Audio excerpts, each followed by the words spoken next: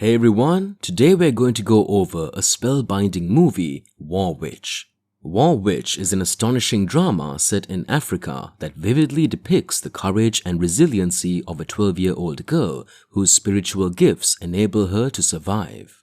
Horror strikes from the very beginning when rebels enter a small village by the river, indiscriminately shooting everyone who crosses their path and then force then 12-year-old Komona, played by Rachel Mwanza, to empty a Kalashnikov into her own parents, who otherwise will be killed far more painfully by the invaders.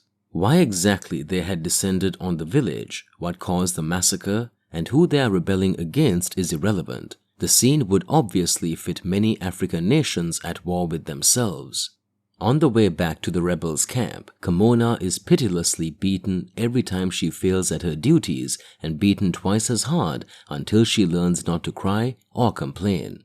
At the camp, she goes through a short rudimentary training in the course of which she is taught her rifle is her father and mother, which she should love and respect above all else.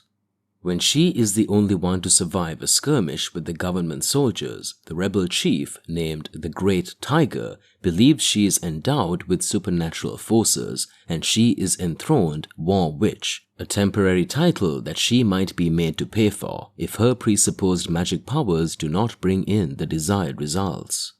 For a while, she enjoys the protection of an albino boy slightly older than her called the Magician, played by Serge Kanyinda, and they desert the rebels and fall in love. But she would not give in to his courting unless he obeys traditions and offers her a white rooster, a rarity in Africa, for a wedding gift.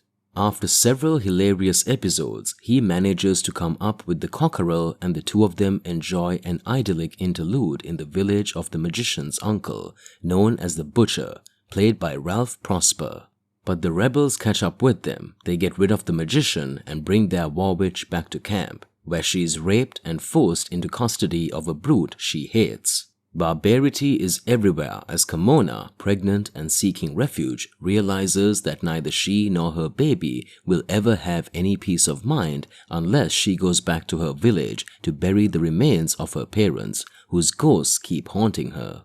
Once she does this, the forces of evil seem to be appeased and the ending has her board a truck heading towards a better future, though there is room to have some doubts about it. Komona's voice-over narrative carries the story forward and provides the links and commentaries between episodes. The mindless, bloody, gruesome revolution going on for no evident reason, spreading death and destruction around it, is counterpointed by the trust everybody puts in the might of witchcraft, unnatural forces, mystic apparitions, and ghoulish sights. Any intelligent political commentary is ridiculous in these circumstances.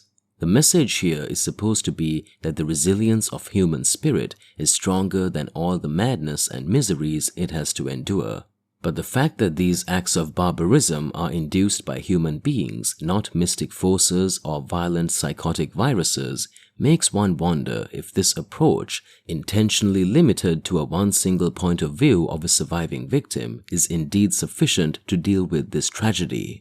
Kim shot his film like a documentary, and the anonymity and total availability of all the performers, who ignore the camera and do not play for its benefit, contributes to the authenticity of the entire project. And then, there is the age of the main protagonist, which adds to the poignancy of this portrait of a continent bent on self-destruction at all costs. But there is no way to avoid the feeling that this is all done through the eyes of a sympathetic foreigner who will return at the end of the day to safety of his home.